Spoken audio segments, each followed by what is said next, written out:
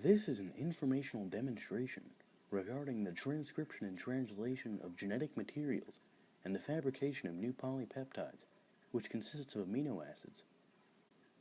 It is vital to understand the molecules involved in DNA transcription and translation before covering the actual processes themselves. You'll notice that all of our important molecules, DNA, RNA, rRNA, mRNA, and tRNA, all seem to sound very familiar. That is because they are dictated by their structure and the sugar found within the molecule. DNA, the molecule responsible for storing genetic information in the nucleus, has a double-stranded structure called a double helix and has the sugar deoxyribose. RNA is the basic term for a few different molecules, all of which have the sugar ribose. Ribosomal RNA, or rRNA, is a rather unimportant molecule that makes up the ribosome. The messenger RNA, or mRNA, transports the transcribed genetic material to the ribosome from the nucleus. Its structure is a single linear strand. Lastly, the transfer RNA, or tRNA, brings amino acids into the ribosome and contains anticodons. It is structured like a four-leaf clover. Enzymes play an important role in DNA transcription and translation. For instance, the enzyme DNA helicase unwinds and splits the DNA double helix, which is the first step in DNA transcription. Once the DNA has been split, an enzyme called RNA polymerase brings over the nitrogenous bases that are complementary with the nitrogenous bases of one of the strands of DNA. This forms a single strand of RNA. It is critical to note that in RNA, the thymine nitrogen base found in the DNA is replaced with uracil. After this process is complete, an enzyme called DNA ligase joins the two original strands of DNA back into a double helix. The RNA, which at this point is called pre-messenger RNA, currently contains introns, or portions of genetic material that are not required for protein synthesis.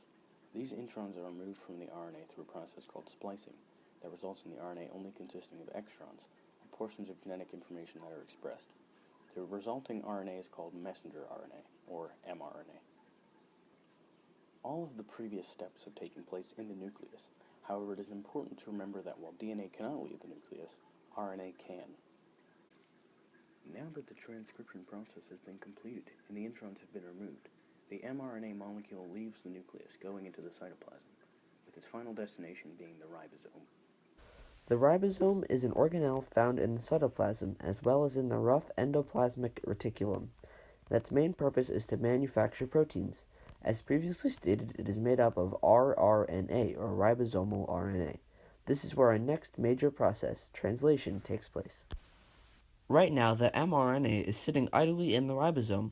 Its nitrogenous bases can be divided up into groups of 3, called codons. These codons code for specific amino acids. For instance, a group of 3 nitrogenous bases in the order of adenine, uracil, and guanine code for the amino acid methionine, which is also the amino acid that signals for protein synthesis to begin. This is where tRNA, or transfer RNA, comes into play. The tRNA holds the anticodons as well as specific amino acids. For example, the tRNA that has the anticodon uracil, adenine, and cytosine would hold the amino acid methionine. You might have noticed that the anticodon UAC is complementary with the codon AUG. During translation, the tRNA finds codons on the mRNA that are complementary with its anticodons.